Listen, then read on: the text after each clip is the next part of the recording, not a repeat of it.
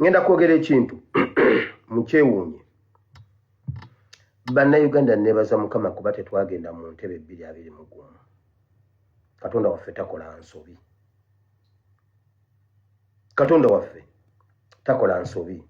Obulumi bungi tusobola kubanga tulumwa kituufu twalibadde twatuuka naye Mukama alina ensonga okusinziira ku byatulaga n'enwana gy'atulwaniridde. Mu kaseera nga abalabe beeyongedde mu maaso ga Robert Kyagulanyi Ssentamu, abalwanyisa ekibiina kya National Unity Platform nga beeyongedde, His Excellency Robert Kyagulanyi Ssentamu atuuse okwebaza Katonda nti yeebala omumusobozesa 2021 tamulangirira ku buwanguzi obwa pulezidenti bwa Uganda. Kubanga agamba nti singa bamulangirira ku bwa pulezidenti bwa Uganda, oba oliawo singa ate naye entebe yagivaamu dda, oluusi nga sina kukivaamu mirembe, wabula abalabe be singa baamutta dda.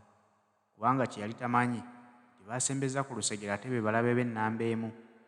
Teyamanya nti abantu baalonze okukola naye ate be basinga okumwagaliza aveewo, kubanga bo beegwanyiza ebitiibwa, baagala ebifo eby'amaanyi. Ye teyakitegeera kati abo baba kugenda ntebe mu ntebe, oba oliawo bandibadde bennyini ate be bamuwamba. N'olw'ensonga eyo akyebaliza Mukama Katonda nti oba oliawo kimuyambye okwetegereza ani amwagaliza ekirungi, ani ayagaliza Uganda, ani yeenoonyeza ebibye ng'omuntu omu. Haji Ssettuba omusomi w'edduwa yakutuusako pulogulaamu eno. Haji Ssettuba akugamba nti asoma dduwa tagaba ddagala, naye ate kyewuunyisa nti dduwa ze zikola okukamala obumazi. Abo baazisomeddeko wamma gwe bamuweera obujulizi. Naawe bw'atanaba kugisomerako ng'olina ebikusoomooza, tolwawo kubire ku ssimu ye eri 0703 31 39 25. Omukubirako naawe ajja kusomera ku dduwa ze, tojja kwejjusa. Ffenna bannayuganda nga bw'abannayuganda bokka. Waliwo lwendeta obubaka nga mbuleetedde Banyarwanda abaaka bano bokka. Ne bagamba mwe mujje muwulire Abanyarwanda obubaka bwammwe buubuno. Pawulo yawandiikanga ebitabo, Pawulo alina enjiri gye yawandiikanga awandiikiranga Baaluganda bokka. N'agamba nti bino mbiwandiikidde mu abooluganda. Alina bye yawandiikanga ebya public nga bya bonna. Naye ng'alina lwayawulawo n'agamba kati eno enjiri y'abano.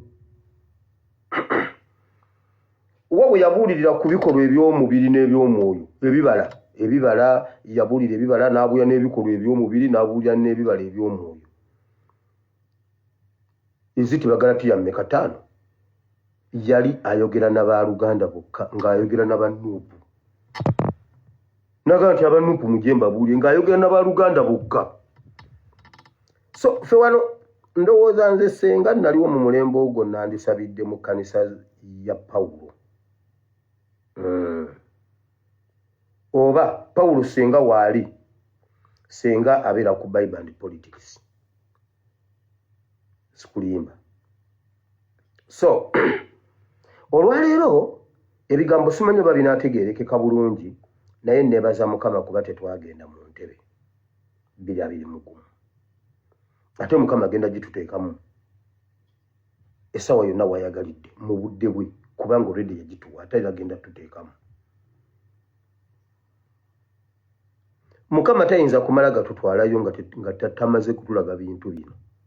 Najjanga ne mbagamba, waliwo lwe najja ne mbagamba mbadde nga mbuulira enjiri nga mbuulira omulembe ogwo ogwa Musa.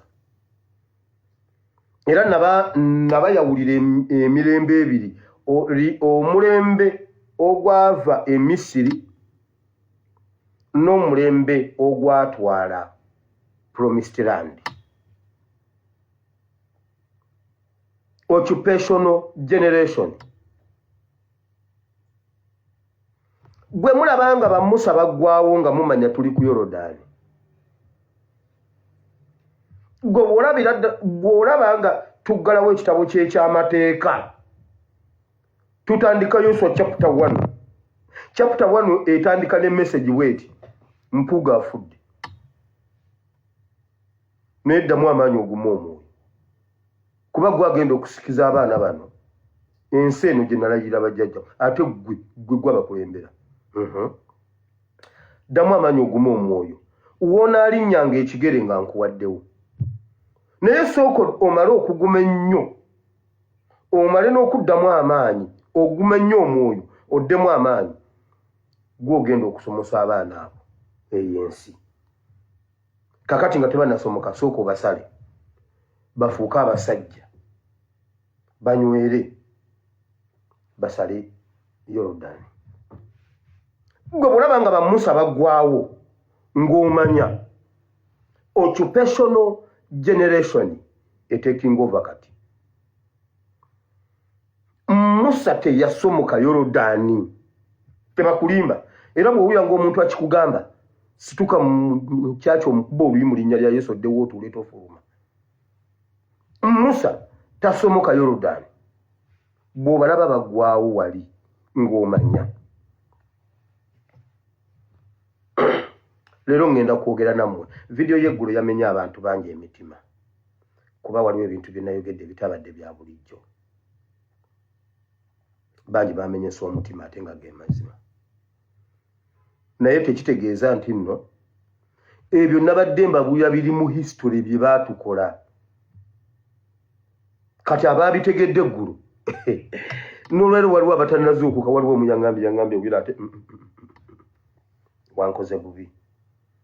Kati nze nkola eki by the way nyine ekintu kyenjagala okutangazaamu waliwo omuntu omu so omu balinga basatu gundi abansaasire bagamba pastor ng'olabye n'obukoowu bambi wakoye nnyo nojja ng'oyambadde ne t-shirt ku bikukujju bannange nedda bannange eyo t-shirt bannange bantu mmwe sebonze bwe mundaba si bwendi nze nkyali muvubuka nze nkaddiidde wano ku ddungu eyo design bwetu bweri sinayambalako bikukujju mmwe bantu mmwe bannange mundeke bambi wayambadde n'ebikukujju ani akulimba sebonze siri emyaka gye mulaba si gye nnina nyina emyaka 17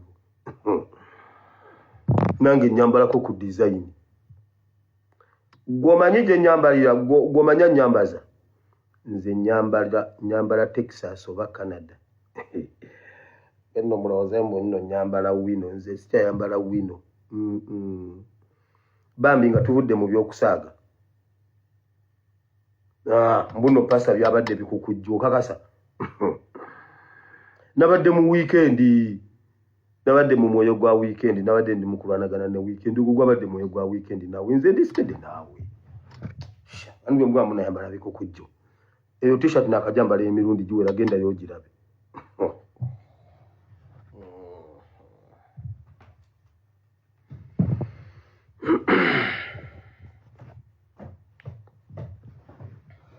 sebo mbuuze besinyumeko mbola okuba ndi muzeeyi mwe mwanzeeyula nze lwesinyume sebo eyo t-shirt ye Texas bwe batuffe Texas bwe twambala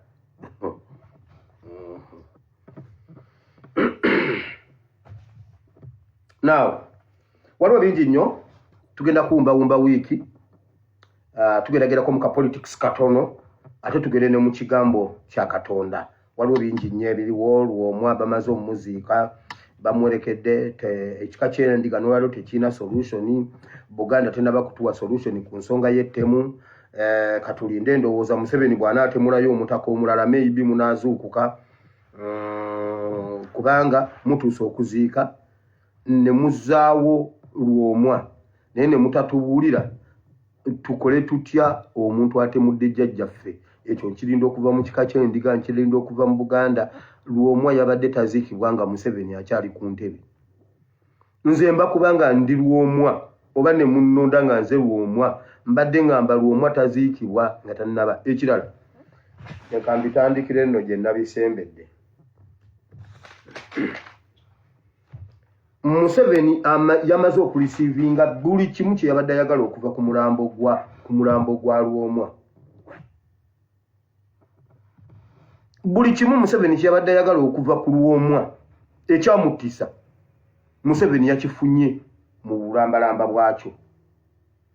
Omusaayi, ebitundu by'omubiri, buli kye babadde baagala ku lwomwa okuwayo saddaaka ba forensic abefuula ba forensic kwolwo n'ababadde batambulira ku mulambo gwa Lwomwa byonna bamaze obbiwa Museveni era biri mu mukono gw'omusawo Omuganda oli gwe bayita Simanyi Mbindule aveggana era abantu b'ekiruhura simanya wa akatundu ke bayita Kattabagole awali ejjinja erifaanagana eno neno liringa ennyumba ya Mwamba eri efaanagana eri miryango neno miryango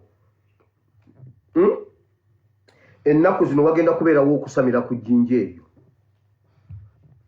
bagenda kusayirawo ente enjeru etaliimu bbala n'ente enzirugavu etaliimu bbala lyonna emikolo gigenda kubeera ku jjinja eryo Kattabagole okukola emikolo kubanga enkuba ya luli yababuulira ekisembayo nti obufuzi n'obukulembeze tebukyali mu nnyumba yaabwe. Waliwo ebintu bye twogera nga mulowooza tusaaga. Museveni oyo era njagala Buganda mukyali awo muzannya. Museveni agenda akyusa ebintu nga bw'olaba bw'ayagala okukyusa Uganda etandikire ku ye ebirala babitemereko ettaka. Uganda ebirenga etandikira ku Museveni okuva eri okutuuka okuva ku independence okujja okutuuka ku ye byonna baagala bijjawo. Obiraba ng'ebyokusaaga ne mu Buganda yatandise dde okukyusa Buganda wulira. Alina olumu lwe yali yogeza ebyo bye yeefulutisa gundi alinga gu tebaagaliza. Wulira bino. The ancient Banyankore mythology informs us that Mugasha, whom the Baganda call Mukasa, was a Muchwezi, the dynasty that ruled Uganda between 900 and 1400 AD, whose areas of residence, like the residence of all the other Bachwezi, was the present-day Sembabule district, i.e. Bigobya Mjenyi, Mtutsi, etc. The Bachwezi dynasty had brought stability to much of Uganda for about 500 years, as already pointed out above. Either before the collapse of the Bachwezi dynasty or after, Mugasha, or Mukasa, as the Baganda call him, went from Zimbabwe to the Sese Islands and became a fisherman. The Basese and other Baganda started referring to him as Rubare Wenyanja, the spirit of the lake. The Banyankore know him as one of the Bachwezi. The other Bachwezi are Wamara Ruhanja Revunga, that was his praise name, what is called Echikuyo, Ndahora, whom the Baganda call Ndahora, Mujenyi, Isimbwa, called Simba in Uganda, Kagoro, mainly used in Toro and Bunyoro and parts of Buhaya, Tanzania. Some say that Mugara of Chisozi was also a Muchwezi. I am, however, not. Kankomao. Muwulidde Museveni.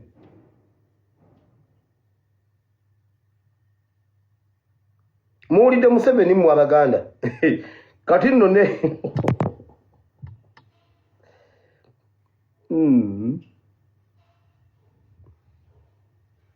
Kansirike.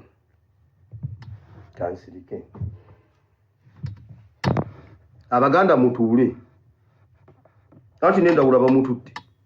Ne Mukasa bamututte. Ne Kibuuka bamututte.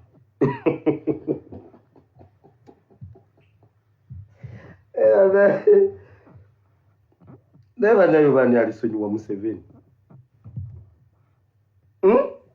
Abaganda mulaba. Mubiwulira ebyo. Nze Yesu yansomolera dda ku lujegere lwa Museveni. Sijja balimba. Museveni, nze Yesu yansomolera dda ku lujegere lwe. Ewamma nvuddeyo leka nzijewo bino. Mpumbe wiki ngende mu kigambo kya Katonda. Mbadde wano nenfuna information ebijambiya byatandise mu Busoga. Ebijambiya biri mu Busoga ebitayinaalina Abanyarwanda batema abantu mu Busoga bangambye emabega wa barracks waliwo ebitundu nga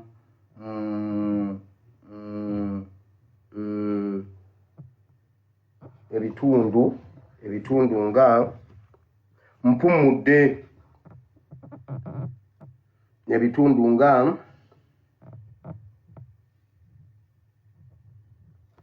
Mpumudde, Wakitaka, Idongolo, emabega wa Barakisi Yusumanyi mbu gye batunda waragi, ebijambiya biri eyo bikambwe. Fulani ali kukinga tusaanawo. Fulani akola ejije era agikola. Mbadde ntandika program mbagambye kansetolinge buli kimu ngenda kubamba buulira. Kati wobanga oli eyo gwe otudde olinda fulani ebibya abikoze era abikola. Okitegedde? Era ngenda kujja mbabuulire kamala okulaba olw'enkya bwe lunaatambula mu nnaku 2 oba 3 ngenda kuba mmaze okumanya bwe kinaatambula. Week eno nja kuba mbategeeza buli kimu. Now, so abantu b'e Busoga mubachekingeko ate nammwe abasoga mwebereremu. Teriyo gavumenti tegenda bayamba, poliisi tegenda bayamba. Mbabuulidde. Eyo nga nvuddeyo olukwe olw'okwongera okukuba NUP lweyongera meeting yabaddewo ekiro, mwabaddemu Museveni, mwabaddemu Kibuule, mwabaddemu Nabakooba, mwabaddemu Mpuuga, mwabaddemu baani Nabakooba, Mpuuga, Kibuule, baani babaddeyo nga bangi. Bayongedde okukakasa Mpuuga okumuyamba n'okumulwanirira ne Mawu. Era bw'atyo Mpuuga bagenda kukola formation ne ba Mawu okwongera okutambula okulaga abantu nti nno NUP erinnyirira abantu ab'ebitibwa n'abantu abasoma, nti abantu abatasoma abataliimu nsabe balina obbeera mu NUP kubanga bano babalinnyirira biki bingi nnyo bye bagenda okuba nga boogera. Era Mpuuga agenda kuweebwa ekifo. Mpuuga ekifo kye bagenda omuwa bagenda kuggyawo Nabakooba mu kifo kya minisita w'ettaka. Kubanga mu Buganda mulimu problemu y'ettaka. Mpuuga akole nnyo ku nsonga z'ettaka mu Buganda. I repeat, Museveni bwe yali atwala Mawu baleeta ensonga nti Mawu agenze ku negotiatinga enkyuka y'obuyinza. Museveni aliredde okutuwa obuyinza wabula ffe tumutiisa kati Mawu abeera olutindo olutukakkanya olutukkirizisa kubanga Museveni alwana nnyo tuwa obuyinza wabula ffe tukyagaanye. Kati Mawu yalina okutugiraawo Mawu ako kwatambulira buli wakwata akazindalo bannaayo obuyinza bujja essaawa yonna. Kati Mpuuga bagenda kujjawo bagenda kusesetula Nabakooba bamuteeka awalala. Mpuuga abeere cabinet minister wa lands. Bisookera wano Kayindo Tafire bagenda mmusuula tagenda kubeera na kifo kyonna mu cabinet ejja. Mpuuga agenda kubeera wa lands asobole okusigala mu matu ng'erinnya lye litambula mu Buganda. Bannaye Mpuuga tuyambe wama minister jangu eno Mpuuga jasolovinge alabike nga asolovinga solution ye problemu y'ettaka. Gwe bikwate wano nkugambye bisookera wano. Omanyi Lumbuye wa Twitter kikyakola Twitter Kakwenza. Olwaliro Kakwenza akoze Twitter abadde yeetwala ne Salvador. N'agamba Salvador mukazi wo ali wano Canada, ali Canada astrugglinga kufuna asylum. Mujjukira nga nabaleetera ebintu ebyo. Sabagamba ku muka Salvador ne mbabulira ne muka Hudu Hussein. Sababuulira muka Hudu Hussein ne muka Salvador nti bali Canada bali mu kukola bali mu asylum camp banoonya mpapula gundi asylum mu Canada. Olwaleero Lumbuye wa Twitter akigambye gundi era abe Canada ani Salvador ayina show e Canada agenda kujja ne family ye kujja n'abaana abalekere maama waabwe. Era olwaleero Kakwenza akimulangidde saabibagamba kati ffe information yasigala ku social media ebyaddala.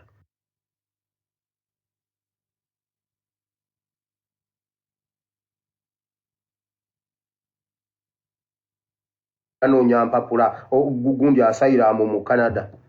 Olwaleero Lumbuye wa Twitter akigambye gundi era abe Canada ani Salvador ayina show e Canada agenda kujja ne family ye kujja n'abaana abalekere maama waabwe era olwaleero kakwenza akimulangidde saabibagamba kati ffe information yasigala ku social media ebyaddala